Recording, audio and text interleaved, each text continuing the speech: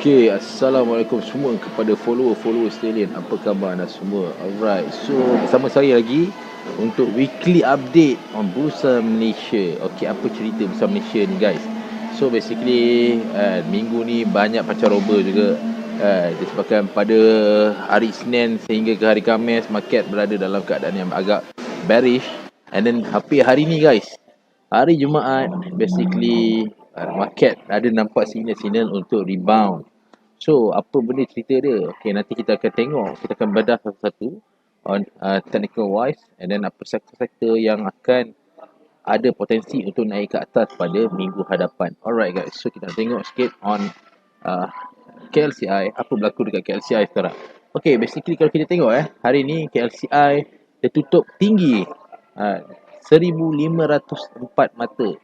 Semalam dia dah naik 14 point, and then jumlah kenaikan in term of percentage adalah 0.99%. So volume untuk hari ni adalah 7.65 bilion, and then kalau kita tengok in term of value di mana 6.49 bilion ringgit. Okay, kalau kita tengok kat sini jumlah kenaikan saham adalah sebanyak 729, dan di mana jumlah kejatuhan adalah 348, and then tidak berubah banyak 396.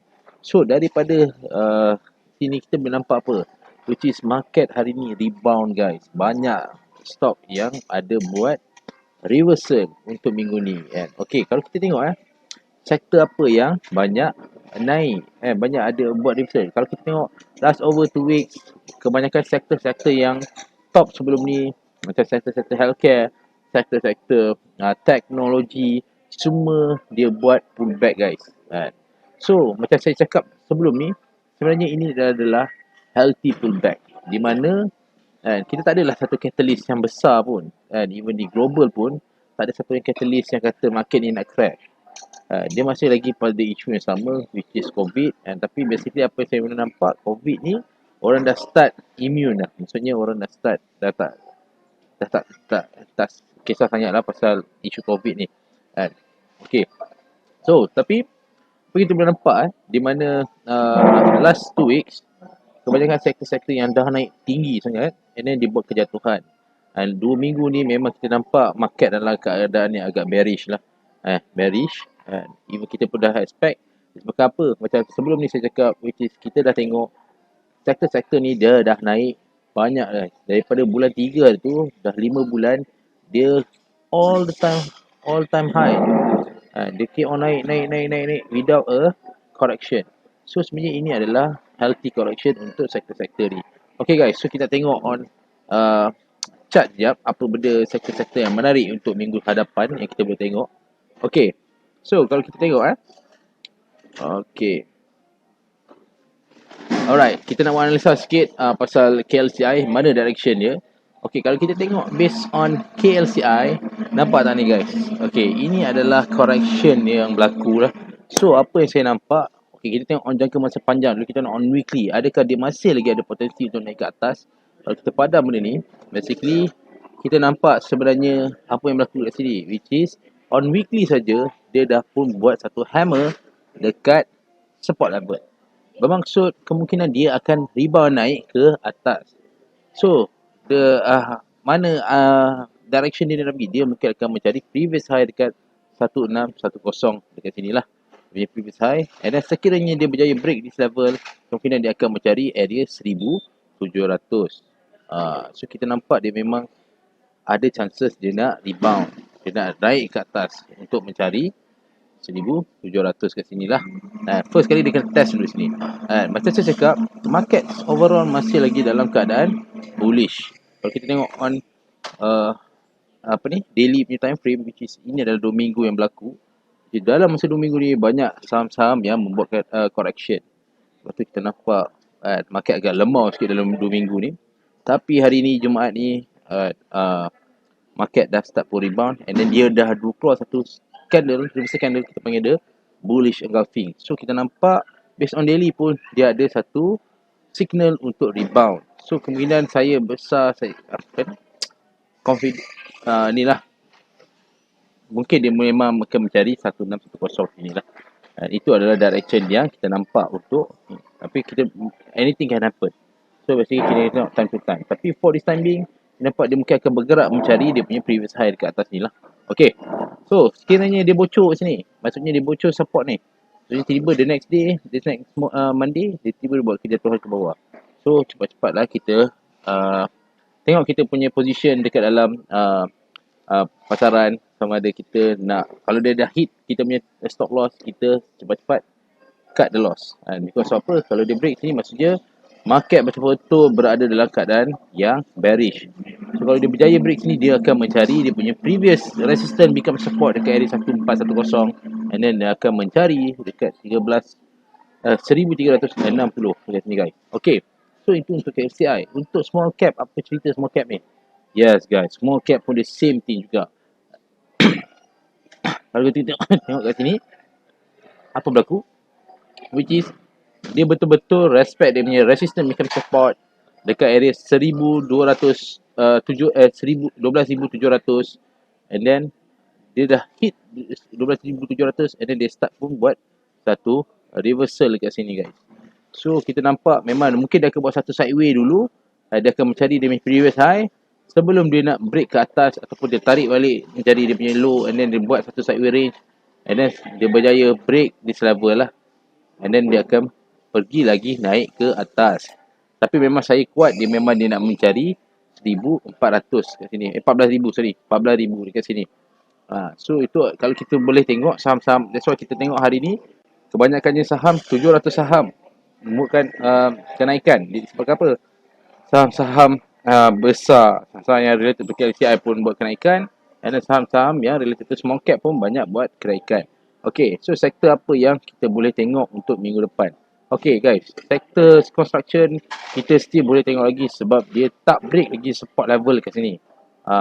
Dia tak break lagi support level kat sini, so kita akan tengok sama ada dia betul tak boleh buat reversal kat sini, dan mungkin naik ke atas mencari previous resistance level. Tapi sekiranya dia break this level, maksudnya kita stay away kejap daripada sektor construction. Okay, so teknologi sektor macam mana? Yes guys, teknologi sektor pun sama juga. Dia dah pun start to rebound after the hit previous support dekat sini. Kalau kita tengok ni, dia ada satu support dekat sini. Okay, mana dia kemungkinan dia akan membuat satu sideway untuk jangka masa yang pendek lah. Kalau kita tengok daripada range sini ke sini adalah sideway range. So dari sini dia mungkin akan rebound mencari dia punya previous high kat sini. So don't miss the opportunity ni guys.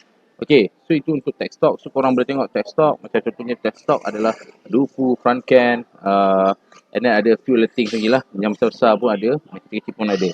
So korang boleh tengok. Okay, nak tahu lebih lanjut, pergi tengok, join kita punya Remizer guys. Join kita punya group Remizer 911. Yeah. Okay. Alright. So kita tengok sektor apa ya. Sektor REIT basically masih lagi mendata. Tak ada lagi pergerakan yang besar. Okay. And then kita tengok finance pula. Finance pun masih lagi sideway. Maksudnya tak ada pergerakan besar. Property pula macam mana. Okay. Property guys. Last sebelum ni kita predict dia nak naik ke atas kat sini, tapi unfortunately dia tak berjaya break. Dia touch resistance ni, dia turun balik mencari dia punya support. So sekarang ni kalau dia berada di support, kalau contohnya dia berjaya break down the support, okay, kita akan stay away kejap daripada saham-saham yang related to property. Tapi kalau contohnya dia boleh rebound balik, so sampai sini dia start rebound, so mungkin kita akan cari opportunity juga untuk saham-saham yang related to property, di mana kita akan mungkin ambil opportunity tu untuk dalam jangka masa yang pendek lah. Bahkan secara keseluruhan dia masih lagi dalam keadaan sideway. Sideway yang lama ni guys, daripada bulan Jun tu sehinggalah bulan September. So 3 bulan. Lama kan. Okay, kita tengok sektor lain. Plantation. Apa cerita plantation? Yes, plantation pun sama guys. Which is market berada dalam keadaan yang sideway. Dia tak break di support. Dia masih bergerak dalam ranging ni daripada 7,000 hingga 7,260. So ini dia consider sideway. Tapi kalau dia berjaya break 6,900 ni, maksudnya dia mungkin akan terjun ke bawah.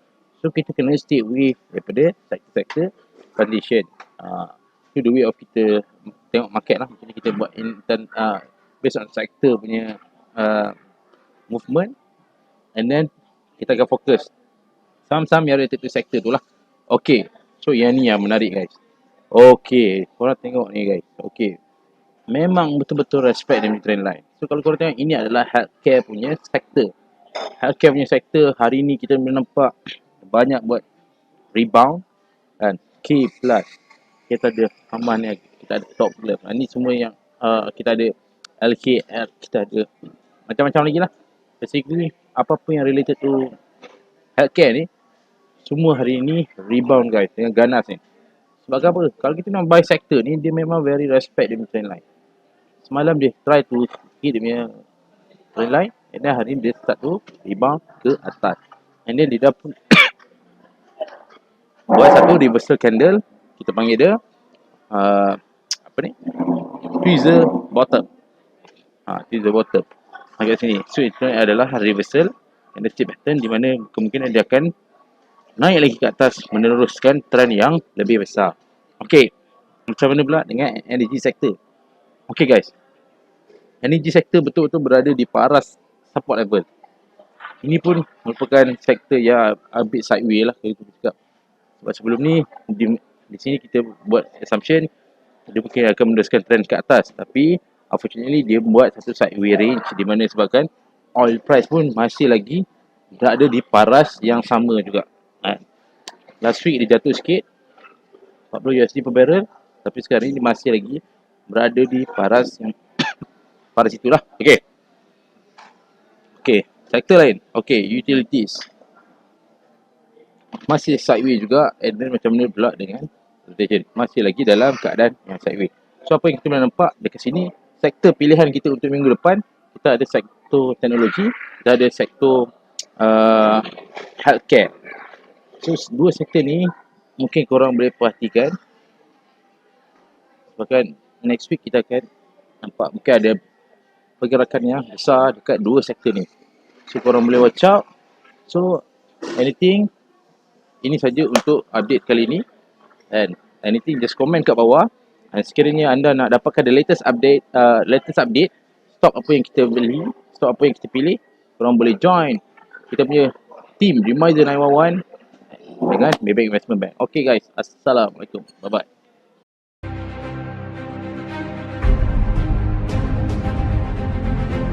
Sebelum nak terjebak dalam saham ni, kena tahu kenapa aku pergi kelas saham, kenapa aku letak duit, sebab apa nak dikejar. Dalam saham, kita tak boleh bagi misi yang subjektif, tak boleh pakai. Subjektif tak boleh pakai. Kita nak mula trade tu, kita tahu kenapa kita nak masuk counter tu, dan kenapa kita perlu keluar counter tu. Kena ada tujuan. Selagi dia ada boleh buat.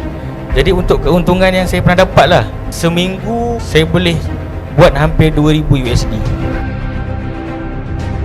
Dia sebenarnya apa function kita tengok ownership ni, bukannya kita tengok dia ada kat dalam tu kita terus masuk. Fundamental ni basically kita tengok, kita nak cari saham-saham yang quality, entry based on technical analysis. Itu yang menjadi satu tanda tanya, macam mana orang yang trade bursa ni dia kata pasaran saham bursa lemau lah, pasaran saham bursa tak boleh buat duit. Ini apa?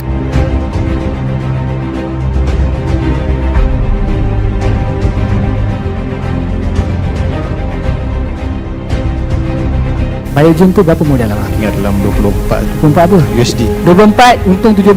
By value berapa bang? Value saya tahu 4,000 USD lebih kurang. So, time tu saya spend okey je. Daripada 500 USD, sekarang hanya fokus 180 USD.